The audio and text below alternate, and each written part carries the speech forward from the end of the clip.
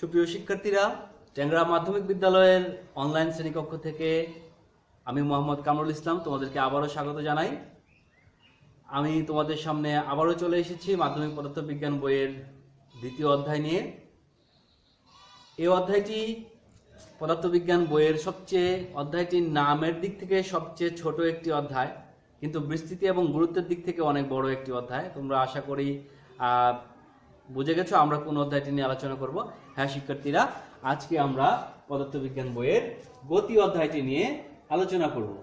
তাহলে আলোচনার শুরুতেই আমরা দেখে নেই গতি অধ্যায়ের আমরা কোন কোন বিষয় নিয়ে আজকে আলোচনা করব। গতি অধ্যায় থেকে আমরা যে বিষয়গুলো নিয়ে আলোচনা করব সেগুলো হচ্ছে গতি এবং স্থিতি, পরম গতি এবং পরম স্থিতি, সরল রৈখিক গতি এবং ঘূর্ণন গতি, চলন গতি, পর্যাবৃত্ত গতি এবং স্পন্দন গতি। সুপ্রিয় শিক্ষার্থীরা, আজকে আমরা গতি অধ্যায় থেকে গতি এবং স্থিতি নিয়ে আলোচনা করব এবং বিভিন্ন প্রকার গতি নিয়ে আলোচনা করব। আশা করি আজকের এই ক্লাসটি তোমরা উপভোগ করবে এবং গতি সম্পর্কিত বিভিন্ন সংজ্ঞা তোমরা খুব ভালোভাবে বুঝতে পারবে। সেই জন্য তোমাদেরকে অবশ্যই আমার সঙ্গে থাকতে হবে। তো চলো শিক্ষার্থীরা, আমরা আজকে আমাদের অধ্যায়টি আলোচনা শুরু করে দিই। সাধারণ অর্থে গতির সংজ্ঞা বা স্থিতির সংজ্ঞা যদি আমরা বলি, তাহলে গতি হচ্ছে সময়ের সাপেক্ষে কোনো বস্তুর অবস্থানের পরিবর্তন হওয়াকে গতি বলা হয়। আবার সময়ের সাপেক্ষে যদি কোনো বস্তুর অবস্থানের পরিবর্তন না হয় তাহলে সেটাকে বলা হচ্ছে স্থিতি। অর্থাৎ গতিশীল কোনো বস্তুর অবস্থাকে গতি বলবো এবং স্থিতিশীল কোনো বস্তুর অবস্থাকে আমরা বলবো স্থিতি। তাহলে গতি এবং স্থিতি ব্যাপারটা বোঝার জন্য আমি একটু উদাহরণ দিয়ে তোমাকে বোঝার চেষ্টা করি। এবং এটা বোঝার জন্য যে জিনিসটা লাগবে সেটা হচ্ছে প্রসঙ্গ বিন্দু বা মূল বিন্দু অথবা প্রসঙ্গ কাঠামো, যেটাই বলো তোমরা, সবগুলো একই কথা, এটা বুঝতে হবে। তো প্রসঙ্গ বিন্দু বা প্রসঙ্গ কাঠামো কি এবং সেটা দিয়ে কিভাবে আমরা গতিশীল বা স্থিতিশীল বুঝতে পারি সেটা নিয়ে একটু আলোচনা করছি তোমাদের সাথে। সুপ্রিয় শিক্ষার্থীরা, তোমরা মনে করো যে তোমরা তোমাদের কোনো একটি বন্ধুকে নিয়ে বাসের মধ্যে বসে আছো, বাসটি গতিশীল। তাহলে সেক্ষেত্রে কি হবে? বাসটি গতিশীল মানে তুমিও গতিশীল, তোমার বন্ধুও গতিশীল থাকবে। কিন্তু তোমার সাপেক্ষে তোমার বন্ধুকে, তুমি যদি তোমার বন্ধুর দিকে তাকাও, একটু কল্পনা করে দেখো কিরকম হচ্ছে। একটা গতিশীল বাসের মধ্যে দুজনে বসে আছো, তুমি তোমার বন্ধুর দিকে তাকাচ্ছ, তোমার বন্ধু তোমার দিকে তাকাচ্ছে। তোমরা দুজনকে দুজনের জন্য গতিশীল? কি বলবে? অবশ্যই তুমি তোমার বন্ধুর সাপেক্ষে অথবা তোমার বন্ধু তোমার সাপেক্ষে গতিশীল নয়। এক্ষেত্রে তোমার বন্ধু তোমার জন্য প্রসঙ্গ কাঠামো হবে, আবার তুমিও তোমার বন্ধুর জন্য প্রসঙ্গ কাঠামো হবে। আবার এই ব্যাপারটাকে যদি একটু অন্যভাবে চিন্তা করো, তুমি চলন্ত গাড়িতে বসে আছো, তোমার বন্ধু গাড়ির বাইরে রাস্তার মধ্যে দাঁড়িয়ে আছে, সেক্ষেত্রে কি হবে? তোমার বন্ধুর সাপেক্ষে তুমি গতিশীল থাকবে, তাই তো? আবার তোমার সাপেক্ষে তোমার বন্ধুও মনে হবে পিছনের দিকে চলে যাচ্ছে বা গতিশীল মনে হবে। কিন্তু বাসের সাপেক্ষে তুমি কি হবে? স্থিতিশীলই থাকবে। তাহলে আশা করি বন্ধুরা বা সুপ্রিয় শিক্ষার্থীরা, তোমরা গতি এবং স্থিতিশীল প্রসঙ্গ কাঠামোর সাপেক্ষে বুঝতে পারছো। তো কোনো বস্তু গতিশীল নাকি স্থিতিশীল সেটা বোঝার জন্য আমাদের একটা প্রসঙ্গ কাঠামো দরকার হবে। সেই কাঠামোর সাপেক্ষে বা সেই মূল বিন্দুর সাপেক্ষে বা প্রসঙ্গ বিন্দুর সাপেক্ষে কোনো একটি বস্তু গতিশীল নাকি স্থিতিশীল সেটা আমরা নির্ণয় করতে পারি। এখন আমরা যে বস্তুটার সাপেক্ষে অন্য একটা বস্তু গতিশীল না স্থিতিশীল চিন্তা করব, সেই বস্তুটা স্থির থাকবে না গতিশীল থাকবে সেটা একটা চিন্তার বিষয়। সেটা স্থিতিশীল হতে পারে, গতিশীল হতে পারে। কিন্তু পৃথিবীতে কোনো বস্তুই চিরন্তনভাবে স্থিতিশীল সেটা বলা যাবে না, আবার কোনো বস্তু চিরন্তনভাবে গতিশীল সেটাও বলা যাবে না। কেন বলা যাবে না? একটু চিন্তার বিষয়। তোমরা একটু চিন্তা করে দেখো, আমরা যদি ওই একটু আগে যে উদাহরণটা দিলাম, তোমার বন্ধু রাস্তার পাশে দাঁড়িয়ে আছে, সে স্থিতিশীল, কিন্তু তার সাপেক্ষে যে চলন্ত বাসটি গেল সেটা গতিশীল। তাহলে আমরা তো এখানে তোমার বন্ধুকে প্রসঙ্গ কাঠামো হিসেবে চিন্তা করলাম, প্রসঙ্গ কাঠামোটাকে স্থির বিবেচনা করতেছি। কিন্তু আমরা যদি সামগ্রিকভাবে চিন্তা করি, পৃথিবী সূর্যের চারদিকে গতিশীল, সূর্যের সাপেক্ষে তাহলে তোমার বন্ধু স্থিতিশীল নয়, সেও গতিশীল। এই জন্যে যেহেতু পৃথিবী গতিশীল, পৃথিবীর মধ্যে কোনো বস্তুকে আমরা পরমভাবে স্থির চিন্তা করতে পারি না। এই জন্য বলা হচ্ছে পৃথিবীতে কোনো কিছুই স্থিতিশীল নয়, অর্থাৎ পরমভাবে স্থির নয়। আবার পৃথিবী যে গতিতে সূর্যের চারদিকে ঘুরছে, সেই একই গতিতে যদি অন্য আরেকটি গ্রহ সূর্যের চারদিকে ঘুরে, তাহলে দুইটা গতিশীল বস্তু পরস্পরের সাপেক্ষে স্থিতিশীল মনে হবে। আমি তোমাদেরকে একটু উদাহরণ দিয়ে বোঝাই। যখন তোমরা চলন্ত ট্রেনে চড়বে, দুটি ট্রেনের লাইন যদি পাশাপাশি থাকে এবং দুটি ট্রেন যদি একই বেগে পাশাপাশি চলতে থাকে, তাহলে তুমি যে ট্রেনটিতে বসে আছো সেটার সাপেক্ষে পাশের ট্রেনটাকে তোমার কাছে মনে হবে স্থিতিশীল, মনে হবে তোমার ট্রেনটাও চলছে না, পাশের ট্রেনটাও চলছে না, দুইটা মনে হচ্ছে একই জায়গায় আছে, এরকম মনে হবে। কিন্তু প্রকৃতপক্ষে দুইটা ট্রেনই সমবেগে গতিশীল। সেক্ষেত্রে তোমার সাপেক্ষে, তোমার ট্রেনের সাপেক্ষে পাশের ট্রেনটি অথবা পাশের ট্রেনের সাপেক্ষে তোমার ট্রেনটিকে মনে হবে স্থির। ঠিক একইভাবে পৃথিবী গতিশীল, পৃথিবীর যে বেগে গতিশীল হচ্ছে সেই বেগে আরেকটি গ্রহ যদি গতিশীল থাকে, তাহলে ওই গ্রহের সাপেক্ষে পৃথিবীর গ্রহটি স্থিতিশীল মনে হবে। সেই জন্যে পৃথিবী গতিশীল হলেও আসলে এটাকে স্থির মনে হবে। ঠিক এই কারণে কোনো বস্তুকে পরমভাবে গতিশীল অথবা পরমভাবে স্থিতিশীল বলা যায় না। এই জন্যে বলা হয় পৃথিবীতে কোনো বস্তুই পরম গতিশীল নয়, পরম গতিশীল নয় অথবা পরমভাবে স্থিতিশীল নয়। তো সুপ্রিয় শিক্ষার্থীরা, তাহলে কোনো কিছুই পরমভাবে স্থিতিশীল নয়, পরমভাবে গতিশীল নয়। তাহলে আমরা কোনো বস্তু স্থিতিশীল না গতিশীল সেটা কিভাবে আমরা নির্বাচন করব? সেটা নির্বাচন করার জন্য আমরা আপাত দৃষ্টিতে কোনো স্থির প্রসঙ্গ কাঠামোকে বিবেচনা করলেই হবে। আপাত দৃষ্টিতে কোনো একটি স্থির প্রসঙ্গ বিন্দু বা প্রসঙ্গ কাঠামোর সাপেক্ষে তুমি যদি অবস্থানের পরিবর্তন করে বা কোনো বস্তু যদি অবস্থানের পরিবর্তন করে, তাহলে আমরা এটাকে গতিশীল বলবো, তার অবস্থাকে বলবো গতি। আর যদি কোনো প্রসঙ্গ কাঠামো বা আপাত দৃষ্টিতে স্থির কোনো প্রসঙ্গ কাঠামোর সাপেক্ষে প্রসঙ্গ বিন্দুর সাপেক্ষে কোনো বস্তু বা ব্যক্তি যদি তার অবস্থানের পরিবর্তন না করে, তাহলে আমরা সেটাকে বলবো স্থিতিশীল এবং তার অবস্থাকে বলবো স্থিতি। তো সুপ্রিয় শিক্ষার্থীরা, আসো আমরা এখন বিভিন্ন প্রকার হয়, বিভিন্ন প্রকার গতি নিয়ে আলোচনা করি। আমরা একটু খেয়াল করে দেখি গতির বিভিন্ন প্রকারভেদ। আমরা একটু আগে তোমাদেরকে দেখিয়েছি, আমরা এখানে 5 প্রকার গতি নিয়ে আলোচনা করব। 1 নম্বর হচ্ছে রৈখিক গতি। চলো রৈখিক গতি কি একটু আলোচনা করি। আমরা যদি কোনো একটি বস্তুকে রৈখিক পথে অর্থাৎ সরল রৈখিক পথে গতিশীল দেখি, তাহলে তার গতিকে আমরা বলবো রৈখিক গতি। আমরা ব্যাপারটা একটু খুব সহজ। আমরা একটা রৈখিক পথ যদি আমরা চিন্তা করি, তাহলে এই যে রৈখিক পথটা আমরা চিন্তা করলাম, এখন একটা বস্তু যদি এই পথ বরাবর যদি গতিশীল হয়, অর্থাৎ একটা গতিশীল বস্তুর গতি যদি সরল রৈখিক পথে হয়, তাহলে ওই বস্তুটার গতিকে আমরা বলবো রৈখিক গতি। আশা করি বুঝতে পেরেছো রৈখিক গতি কাকে বলে। তারপরে আমরা যেটা আলোচনা করবো সেটা হচ্ছে ঘূর্ণন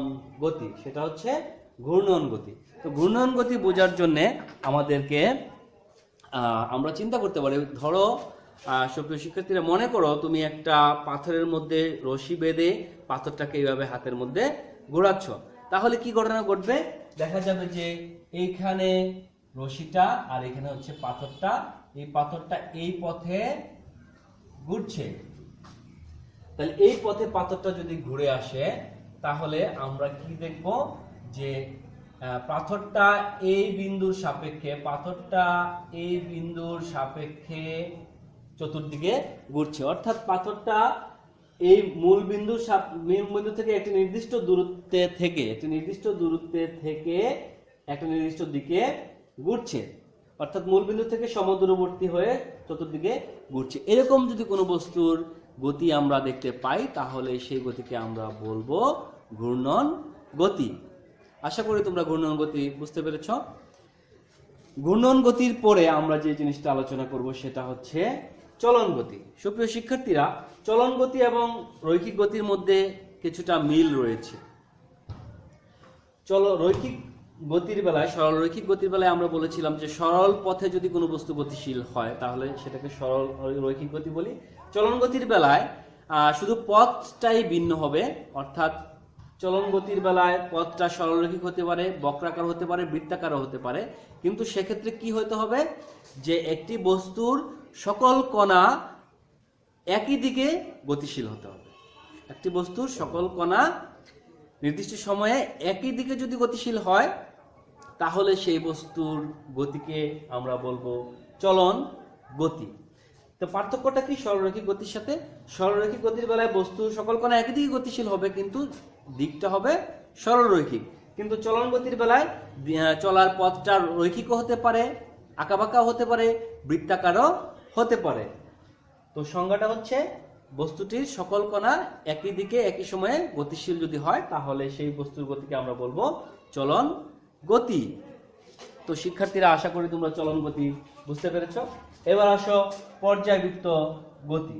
পর্যায়বৃত্ত গতি, পর্যায়বৃত্ত গতিটা বোঝার জন্য আমি একটা উদাহরণ দিই তোমাদেরকে। এই উদাহরণটা একটু চিন্তা করলে আমার মনে হয় তোমরা পর্যায়বৃত্ত গতি বুঝে যাবে। তোমরা যদি ঘড়ির কাঁটার গতি চিন্তা করো, ঘড়িতে 3টা কাঁটা আছে, মিনিটের কাঁটা, অবশ্য ঘড়িটা হতে হবে কাঁটাওয়ালা ঘড়ি, মিনিটের কাঁটা, সেকেন্ডের কাঁটা, ঘন্টার কাঁটা। এই কাঁটাগুলো কি করে? তুমি সেকেন্ডের কাঁটা চিন্তা করো, কি হচ্ছে? প্রতি 60 সেকেন্ড পরে পরে সে আবার একই জায়গায় ঘুরে আসতেছে।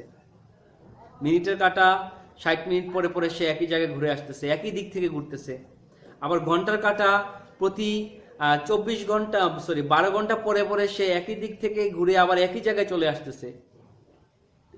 এই ঘড়ির কাঁটার গতি যদি তুমি চিন্তা করো তাহলে তুমি খুব সহজেই পর্যায়বৃত্ত গতি কি সেটা তুমি বুঝতে পারবে। তাহলে আশা করি সুপ্রিয় শিক্ষার্থীরা তোমরা পর্যায়বৃত্ত গতি সংজ্ঞা দিতে পারবে। আমি তারপরে বলে দিচ্ছি, যদি কোনো বস্তুর গতি এমন হয় যে নির্দিষ্ট সময় পর পর তা একই দিক থেকে একটি নির্দিষ্ট বিন্দুকে বারবার অতিক্রম করে তাহলে তার গতিকে বলা হচ্ছে পর্যায়বৃত্ত গতি। সুপ্রিয় শিক্ষার্থীরা আমি আবার বলছি পর্যায়বৃত্ত গতি, কারণ এটাকে আমি একটু গুরুত্ব দিয়ে বোঝাচ্ছি, কারণ পর্যায়বৃত্ত গতি আর স্পন্দন গতি অনেক সময় তোমরা দুইটাকে গুলিয়ে ফেলো। এই জন্য আলাদা করে বোঝার জন্য আমি একটু গুরুত্ব দিচ্ছি। পর্যায়বৃত্ত গতি কাকে বলে আর একটু ভালো করে শোনো। যদি কোনো বস্তুর গতি এমন হয় যে কোনো একটা নির্দিষ্ট বিন্দুকে একটা নির্দিষ্ট সময় পর পর একই দিক থেকে বারবার অতিক্রম করে তাহলে সেই বস্তুর গতিকে বলা হচ্ছে পর্যায়বৃত্ত গতি। যেমন আমরা বলতে পারি ঘড়ির কাঁটার গতি, অথবা সূর্যের চারদিকে পৃথিবী যে ঘুরছে সেটার গতি, কারণ পৃথিবী একই দিক থেকে বারবার ঘুরতেছে সূর্যের চারদিকে এবং নির্দিষ্ট সময়ে প্রতিবার ঘুরতে তার একই সময় লাগতেছে। সেক্ষেত্রে আমরা কি ফ্যানের গতিকে পর্যায়বৃত্ত গতি বলতে পারি? অনেকে মনে করতেছ হ্যাঁ পর্যায়বৃত্ত গতি, অনেকে আবার না। আমরা ফ্যানের গতিটাকে পর্যায়বৃত্ত গতি বলতে পারি না, কারণ ফ্যানের পাখাটা সবসময় একই গতিতে ঘুরে না। আশা করি বুঝতে পারছো। তাহলে ফ্যানের গতিকে আমরা কি গতি বলতে পারি? ফ্যানের গতিকে আমরা বলতে পারি ঘূর্ণন গতি। তো যাই হোক শিক্ষার্থীরা, পর্যায়বৃত্ত গতি তোমরা আশা করি বুঝতে পেরেছো। এখন যে জিনিসটা সেটা হচ্ছে স্পন্দন গতি। স্পন্দন গতি কাকে বলে আমরা একটু বোঝার চেষ্টা করব। আমরা নিশ্চয়ই সুপ্রিয় শিক্ষার্থীরা আমরা বাসা বাড়িতে এমন ঘড়ি দেখেছি যেটা ঘড়ির নিচে এরকম ভাবে একটা কিছু দুলতেছে, এরকম অবশ্যই দেখেছি। এরকম যে জিনিসটা দুলতে থাকে আমরা দেখি, সেই জিনিসটাকে আমরা ওই জিনিসটার গতিকে আমরা কি গতি বলতে পারি? হ্যাঁ তোমরা ঠিকই ধারণা করেছো, সেই গতিটা হবে স্পন্দন গতি। তাহলে স্পন্দন গতির সংজ্ঞা আমরা কি বলতে পারি? চলো এই তো দেখে নিই স্পন্দন গতির সংজ্ঞা আমরা কি বলতে পারি। যে বস্তুটা দুলছে, অথবা নিশ্চয়ই সরল দোলক দেখেছো, বা সরল দোলক না দেখলেও আমি তোমাদেরকে একটু আইডিয়া দিচ্ছি। এভাবে একটা শক্ত বস্তুর উপরে, প্রসঙ্গ বস্তুর উপরে যদি সুতা দিয়ে কিছু বেঁধে দিই, একটা ভারী গোলাকার বস্তুকে বা একটা ভারী বস্তুকে যদি সুতা দিয়ে বেঁধে দিই এবং তাকে যদি দুল দিতে থাকি তাহলে কি হবে?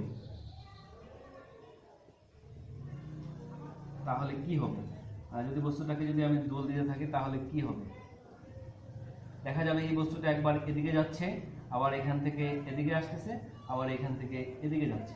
তো এখান থেকে আবার এটা এদিকে যাবে, হ্যাঁ তো সুপ্রিয় শিক্ষার্থীরা, স্পন্দন গতি বোঝার জন্য আমরা এরকম একটা বস্তুকে চিন্তা করি, একটা সুতা দিয়ে ঝুলানো একটা বস্তুকে যদি আমি এইভাবে রাখি এবং সেই বস্তুটা যদি একদিকে নিয়ে ছেড়ে দিই, তাহলে এটা আবার এই জায়গায় যাবে, আবার আগের জায়গায় চলে আসবে। একটু খেয়াল করে দেখো, এইভাবে যদি রাখি সুতা দিয়ে ঝুলে, তাহলে সেটা এখানে যাবে, এখানে নিয়ে যদি ছেড়ে দিই তাহলে এটা আবার আগের জায়গায় আসবে, আবার এদিকে আসবে, আবার এখানে আসবে, আবার এদিকে যাবে, এইভাবে সে দুল খেতে থাকবে, এইভাবে সে দুল খেতে থাকবে। তাহলে ব্যাপারটা কি হচ্ছে, আমরা যদি এই পয়েন্টটাকে এ পয়েন্ট ধরি আর এটাকে যদি বি পয়েন্ট ধরি, এটাকে যদি এ পয়েন্ট ধরি, এটাকে যদি বি পয়েন্ট ধরি আর এটাকে যদি সি পয়েন্ট ধরি, তাহলে আমি এ পয়েন্ট নিয়ে ছেড়ে দিলে এটা এ পয়েন্ট থেকে বি পয়েন্টে যাবে, বি থেকে আবার সিতে যাবে, সি থেকে আবার বিতে আসবে, আবার এতে যাবে, এইভাবে দুলতে থাকবে। অর্থাৎ বি বিন্দু, এখানে একটা যদি বিন্দু কল্পনা করি বি বিন্দু, তাহলে এই বস্তুটার গতি কেমন হবে, বি বিন্দুকে এই বস্তুটা তার চলার অর্ধেক সময় বি বিন্দু থেকে একদিকে, বাকি অর্ধেক সময় বি বিন্দু থেকে বিপরীত দিকে, অর্থাৎ চলার বস্তুটার গতির অর্ধেক সময় বি বিন্দুর ডান পাশে, অর্ধেক সময় বি বিন্দুর বাম পাশে, এইভাবে বস্তুটা গতিশীল। অর্থাৎ তাহলে আমরা সংজ্ঞাটা কিভাবে বলতে পারি, যে বস্তু, কোনো বস্তুর গতি যদি এমন হয় যে গতিকালের অর্ধেক সময় এটা নির্দিষ্ট বিন্দুর একদিকে, অর্থাৎ বাকি অর্ধেক সময় ওই বিন্দুর বিপরীত পাশে, এইভাবে বারবার গতিশীল হয়, তাহলে সেই বস্তুটির গতিকে আমরা বলবো স্পন্দন গতি। তো সুপ্রিয় শিক্ষার্থীরা, আমরা আশা করি তোমরা গতি এবং স্থিতি এবং পরম গতি পরম স্থিতি সম্পর্কে বুঝতে পেরেছ। গতির বিভিন্ন সংজ্ঞা, বিভিন্ন প্রকার গতির সংজ্ঞা এবং গতির প্রকারভেদ সম্পর্কে তোমরা অপেক্ষায় থাকবে। ইনশাআল্লাহ খুব দ্রুতই তোমাদেরকে পরবর্তী ক্লাসটি উপহার দিব। আর এই বলে আমি আমার আজকের ক্লাস থেকে এখানেই বিদায় নিচ্ছি। সবাইকে ধন্যবাদ।